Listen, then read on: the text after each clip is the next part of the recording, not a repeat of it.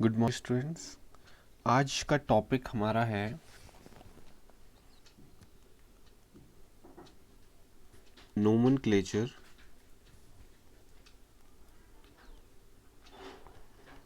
Of coordination compounds.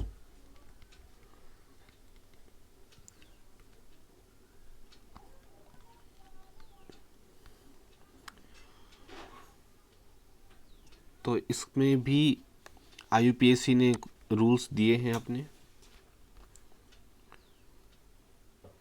IUPAC ने 2004 में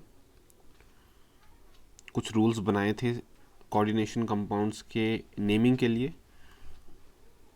तो हम इसकी स्टडी करते हैं। सपोज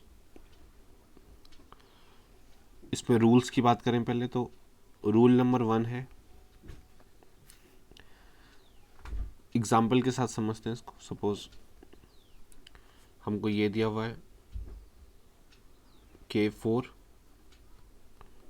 ZnOH, ये हमको मान लीजिए दिया हुआ है। और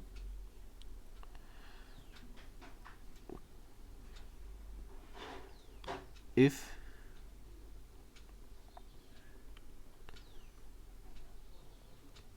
complex is cationic, then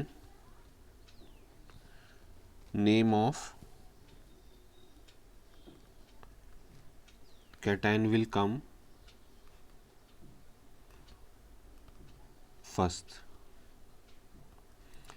हम देखते हैं कि ये हमको ये पहले आया हुआ है,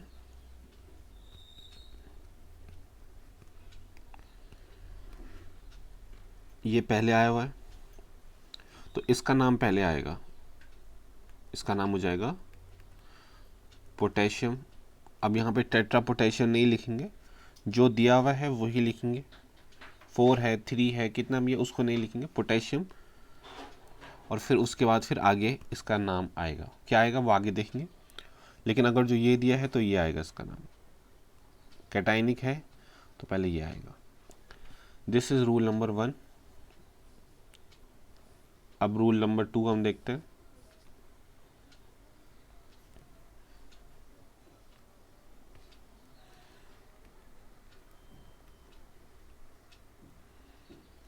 रूल 2 है name of ligands will come next।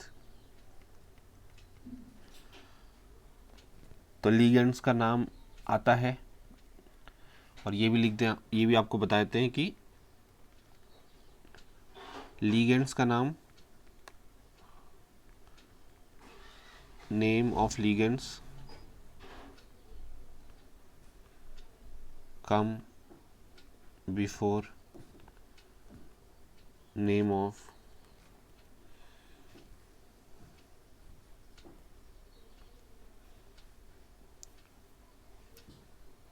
Central metal atom.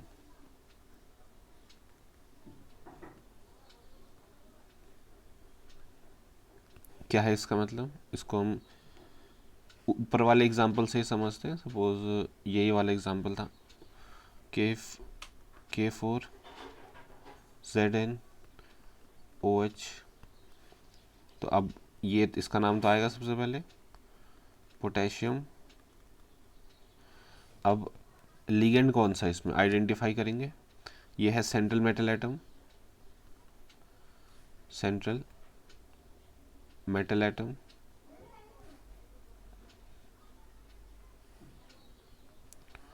ये क्या है, ये है लिगेंड। अब लिगेंड का जो कोऑर्डिनेशन नंबर है वो भी हम मेंशन करते हैं, ठीक है। तो इस बात का ध्यान रखें, लिगेंड का कोऑर्डिनेशन नंबर मेंशन करेंगे, इसका नहीं करेंगे।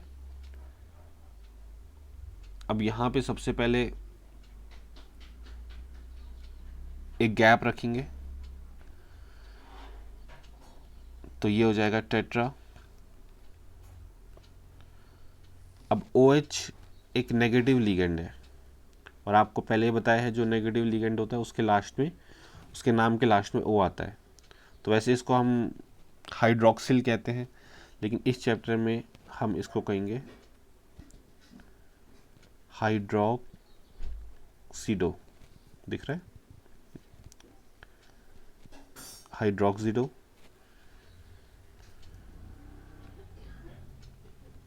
स्पेलिंग में गलती नहीं हो, हाइड्रोक्सिडो। ओके, तो ये इसका नाम हो जाएगा। तो टेट्रा बिना गैप छोड़ के हम यहाँ पे लिखेंगे हाइड्रोक्सिडो, और फिर उसके बाद आएगा आगे का नाम। ठीक है, तो ये अभी तक हमने रूल्स बताए हैं आपको, ऐसा ऐसा होगा। सो नेम ऑफ लिगेंड्स में टेट्रा हाइड्रोक्सिडो। अगला rule number 3, after naming of ligands write name of central metal atom। Again ऊपर का यही एग्जाम्पल हम लेते हैं। लिगेंड के नाम लिखने के बाद हम लिखेंगे सेंट्रल मेटल एटम का नाम K4 ZnOH। अब आप सोचो कि ये अगर जो नहीं होता तो K4, ठीक है, तो इस एग्जाम्पल में हम इसको हटा देते हैं। अगर जो K4 नहीं है तो कोई दिक्कत नहीं, हम लिगेंड के नाम से शुरू करेंगे। जैसे अभी आपको बताया कि पहले आता है ये सपोज कैटायन का नाम, फिर लिगेंड का नाम। लेकिन अगर जो कैटायन नहीं है तो कैटायन नहीं है तो नहीं आएगा उसका नाम, लिगेंड के नाम से ही शुरुआत होगी। तो हमारे पास स्टार्टिंग हो जाएगी टेट्रा हाइड्रोक्सिडो। तो ये तो नाम हो गया टेट्रा हाइड्रोक्सिडो। बिना गैप छोड़े हम लिखेंगे यहाँ पे जिंक। ठीक है, ये हो गया। लेकिन इसमें एक और रूल है जो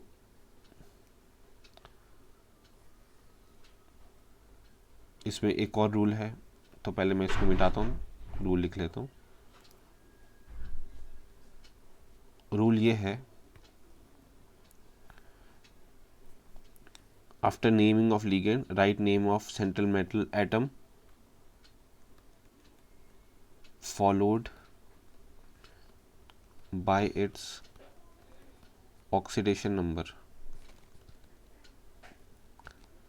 आपको हमने ऑक्सीडेशन नंबर निकालना सिखाया था।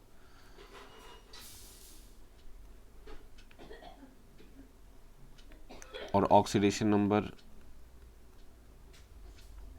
यहाँ पे सपोज ले लिया हमने x +4 इंटू -1, हाइड्रोक्सी का -1 होता है इज इक्वल टू 0। तो x कितना हो गया, x हो गया 4। तो जैसे कि हमने आपको बताया था कि ऑक्सीडेशन नंबर को हम रोमन्स में लिखते हैं, तो वैसे ही इसका जो नेम होगा, इसकी जो नेमिंग होगी वो क्या होगी, इसकी नेमिंग हो जाएगी लिगेंड्स का नाम टेट्रा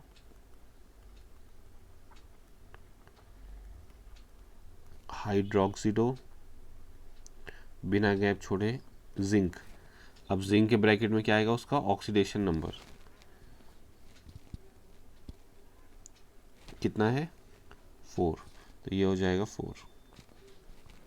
ठीक है, तो ये बहुत ही इम्पोर्टेंट था।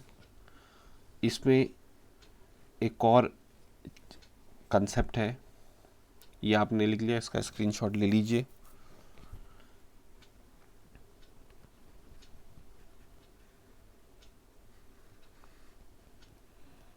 अब यहाँ पे एक और इम्पोर्टेंट पॉइंट है, वो ये है, इफ कॉम्प्लेक्स इज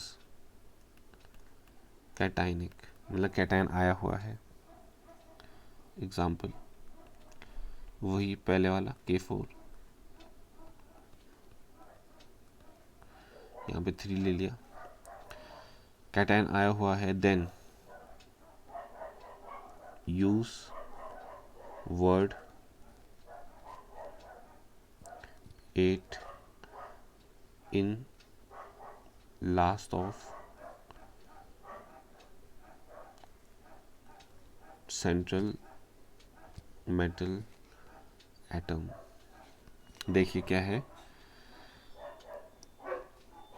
पहले तो इसका नाम आएगा, ऑब्वियसली इसका नाम हो जाएगा पोटेशियम, फिर गैप छोड़ के लिगेंड का नाम ट्राई हाइड्रोक्सिडो, और फिर सेंट्रल मेटल का नाम जिंक। लेकिन वो ये कह रहा है कि अगर जो कैटाइन आया है तो फिर आप 8 वर्ड का यूज़ करेंगे। जैसे ये आया, ये अगर जो आया हुआ है, कुछ ना कुछ आया हुआ है इसके बाहर पे, तो हम 8 वर्ड का यूज़ करेंगे कहाँ पे, सेंट्रल मेटल एटम के नाम के लास्ट में, एट द लास्ट ऑफ, यहाँ पे आ जाएगा जिंकेट। आया समझ में? तो ये हो जाएगा हमारा पोटेशियम ट्राई हाइड्रोक्सिडो जिंकेट। तो ये हो गया इसका पूरा कंप्लीट नेम। और इसका ऑक्सीडेशन नंबर भी हम लिखेंगे। ऑक्सीडेशन नंबर कितना हो जाएगा इसका, x plus 3 into -1 is equal to -4, x equal to -4 plus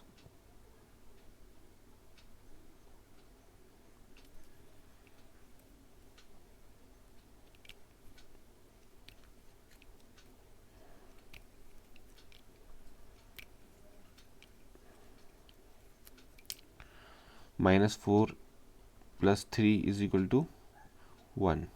तो ये हो जाएगा हमारे पास 1।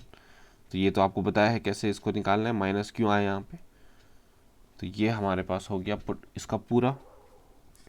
इसमें और कुछ बारीकियाँ भी हैं, बारीकियाँ हम कल देखेंगे।